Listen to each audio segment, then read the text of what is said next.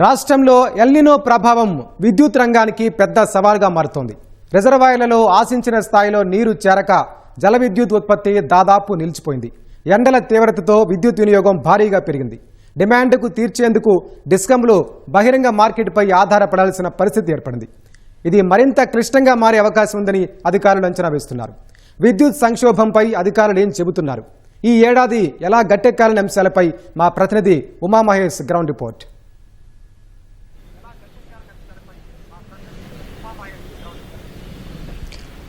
Thank you Venkatesh. రాష్ట్రంలో El Niño ప్రభావం తీవ్రంగా కొనసాగుతోంది. ఇప్పటికే వ్యవసాయ రంగంపై తీవ్రంగా ప్రభావం చూపించినటువంటి ఈ ఎల్నినో తాజాగా విద్యుత్ రంగం ముందు కూడా సవాళ్లు విసరబోతోంది. సాధారణంగా విద్యుత్ను మూడు మార్గాల ద్వారా ఉత్పత్తి చేస్తూ ఉంటారు. ఒకటి థర్మల్ విద్యుత్ కేంద్రాల ద్వారా బొగ్గును మండించడం ద్వారా ఒకటి ఉత్పత్తి చేస్తే, రెండవది జల విద్యుత్ కేంద్రాల ద్వారా, మూడవది పవన విద్యుత్ కేంద్రాల ద్వారా, ఇలా 3 రకాలుగా కూడా విద్యుత్ను ఉత్పత్తి చేస్తూ ఉంటారు.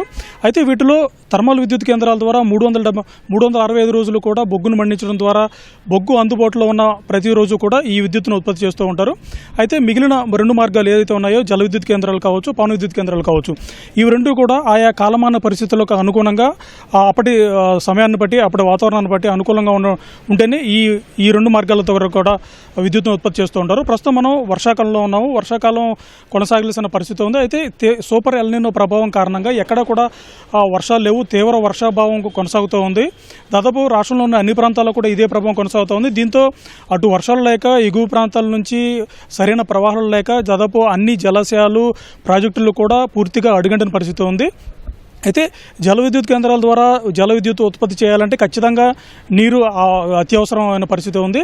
దీంతో అటు ఎగువ ప్రవాహాలు లేక, ఇటు సరైన వర్షాలు లేక ఎక్కడా కూడా జల విద్యుత్ కేంద్రాల నుంచి పూర్తి స్థాయిలో జల విద్యుత్ పడిపోయిన పరిస్థితి ఉంది. ఉత్పత్తి చేసే పరిస్థితి లేదు.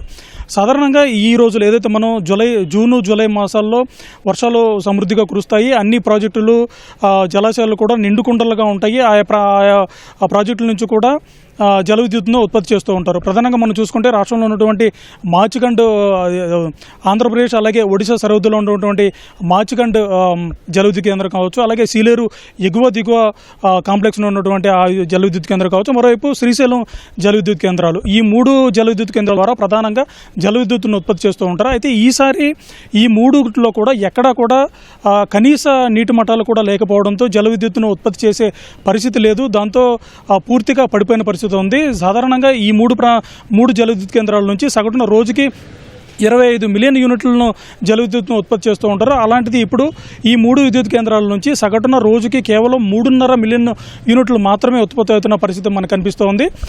మిగిలిన ప్రభావం చూసుకుంటే అయితే గత ఏదైతే జూలై మాసం ఉందో, జూలై మాసం ఈ సంవత్సరమే కాదు, జూలై నెల చరిత్రలోనే దాదాపు గత నెలలో 285 మిలియన్ యూనిట్ల విద్యుత్ వినియోగం జరిగిందని చెప్పి కూడా అధికారులు భావిస్తూ ఉన్నారు. ఈ జూలై నెలలో ఏదైతే ఉందో, ఈ విద్యుత్ వినియోగం ఏదైతే ఉందో, దీన్ని ఒక చరిత్రగా చెప్తూ ఉన్నారు. ఒక రికార్డు సృష్టించిన జూలై మాసంగా కూడా అధికారులు భావిస్తూ ఉన్నారు. అయితే పరిస్థితి ఎలాగే ఉంటే కనుక, అంటే ఇదే వర్షాభావ పరిస్థితులు కొనసాగడం, ఎగువ నుంచి ఎలాంటి ప్రవాహాలు లేకపోతే కనుక ఈ విద్యుత్ డిమాండ్ రోజు రోజుకి పెరిగే అవకాశం ఉందని కూడా అధికారులు భావిస్తూ ఉన్నారు.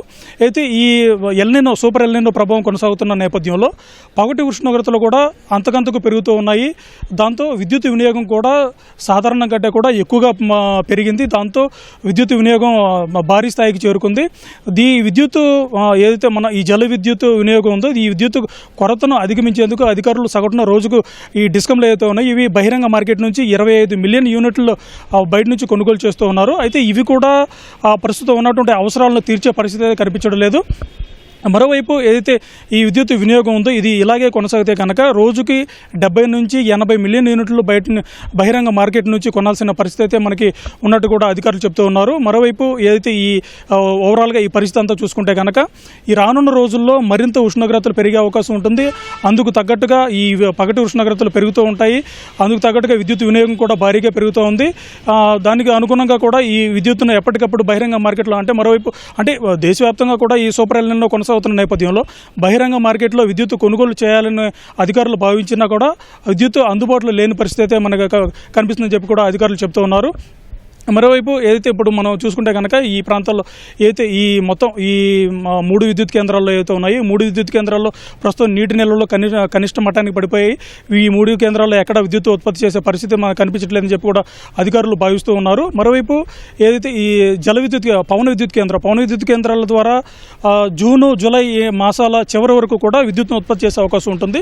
సగటున రోజుకి 50 నుంచి 60 మిలియన్ల యూనిట్లు అంటే ఈ 2 మాసాల్లో కూడా గాలి వీచే అవకాశం ఎక్కువగా ఉంటుంది. తద్వారా ఈ పవన విద్యుత్ కేంద్రాల ద్వారా విద్యుత్ను ఉత్పత్తి చేసేవాళ్ళు. ప్రస్తుతం మనం ఆగస్టు మాసంలో సగంలో ఉన్నాం. దాదాపు 2 వారాలు గడుస్తూ ఉంది. ఈ 2 వారాలు గడిచిన నేపథ్యంలో ఈ పవన విద్యుత్ కూడా పూర్తిగా పడిపోయింది. దాదాపు రోజుకి 10 మిలియన్ యూనిట్లు మాత్రమే ఉత్పత్తి అవుతూ ఉంది. ఇది కూడా కష్టంగా మారుతుంది. మరోవైపు ఏదైతే థర్మల్ విద్యుత్ కేంద్రాల్లో ద్వారా విద్యుత్ ఉత్పత్తి చేసే అవకాశం ఉందో అది కూడా రోజు రోజుకి కష్టంగా మారే పరిస్థితి ఉందని చెప్పి అధికారులు భావిస్తున్నారు. ఎందుకంటే అంతర్జాతీయ పరిస్థితుల నేపథ్యంలో బొగ్గు ఇతర దేశాల నుంచి బొగ్గును తీసుకొచ్చే నేపథ్యంలో ఈ ఇంధనాలు ఓడలకు ఇంధనాలు కొరత ఉండడం వల్ల ఈ బొగ్గు సరఫరా చేసే పరిస్థితి కూడా కష్టంగా ఉన్నట్టు కూడా అధికారులు భావిస్తున్నారు. దీంతో ప్రస్తుతం మనకి ఏదైతే వీటీపీఎస్ అలాగే ఆర్టీపీపీలో వీటిలో ప్రస్తుతం రోజు 1,30,000 మెట్రిక్ టన్నుల బొగ్గు మాత్రమే అందుబాటులో ఉంది. మరోవైపు కృష్ణపట్నం పోర్ట్ ఏదైతే ఉందో దాంట్లో 1,00,000 మెట్రిక్ టన్నుల మాత్రమే బొగ్గు ఉంది. ఈ 2 నిల్వలు నిండుకుంటే కనుక ఇటు థర్మల్ విద్యుత్ ఉత్పత్తి చేసే అవకాశం కూడా కష్టంగా పడుతుందని చెప్పి అధికారులు భావిస్తూ ఉన్నారు. అయితే ఒకవేళ ఇది కూడా కష్టంగా మారిన అంటే ఓడల రాకపోకలో ఇంధన కొరత కారణంగా ఓడల రాకపోకలు నిలిచిపోతే కనుక ఇది కూడా కష్టంగా మారే అవకాశం ఉందిగా అనిపిస్తుంది. దాంతో పూర్తిగా బహిరంగ మార్కెట్ మీద ఆధారపడి ఆ విద్యుత్ను మాత్రమే కొనుగోలు చేసే అవకాశం ఉందని చెప్పి కూడా అధికారులు భావిస్తున్నారు. మరోవైపు అయితే ప్రభుత్వం అయితే మాత్రం ఎప్పటికప్పుడు ఈ 3 మార్గాలు ఉన్నాయో ఆ 3 మార్గాల ద్వారా ఎప్పటికప్పుడు ఎంత వీలైతే అంత విద్యుత్ను ఉత్పత్తి చేసి ప్రజలకు ఎలాంటి ఇబ్బంది లేకుండా విద్యుత్ కొరత లేకుండా చూడాలని చెప్పి కూడా అధికారులకు ఆదేశాలు జారీ చేసింది. అందుకు అనుగుణంగానే విద్యుత్ శాఖ అధికారులు ఎప్పటివరకు అయితే ప్రణాళికలు రచించుకుని భవిష్యత్ అవసరాలకు అనుగుణంగా ప్రణాళికలు రచించుకుని అందుకు అనుగుణంగా ముందుకు సాగుతూ ఉన్నారు. ఒకవేళ ఏదైనా అత్యవసర పరిస్థితి ఏర్పడి ఎక్కడైనా విద్యుత్ సరఫరాలో లోపం అయితే కనుక అప్పటికప్పుడు అక్కడ ఏదైతే పరిస్థితిని సమీక్షించి అందుకు అనుగుణంగా కార్యాచరణ రూపొందించాలని చెప్పి కూడా విద్యుత్ శాఖ అధికారులు అందుకు అనుగుణంగా క్షేత్రస్థాయి సిబ్బందికి అయితే సూచనలు జారీ చేస్తూ ఉన్నారు.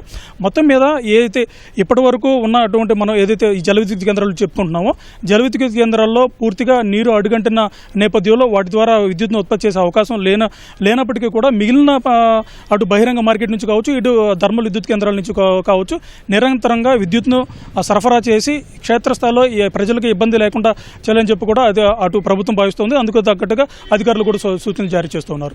ఇది జల విద్యుత్ కేంద్రాల ద్వారా విద్యుత్ ఉత్పత్తికి సంబంధించిన తాజా సమాచారం. కెమెరా శేషబాబుతో ఉమామహేష్, ఈటీ న్యూస్, విజయవాడ నుంచి.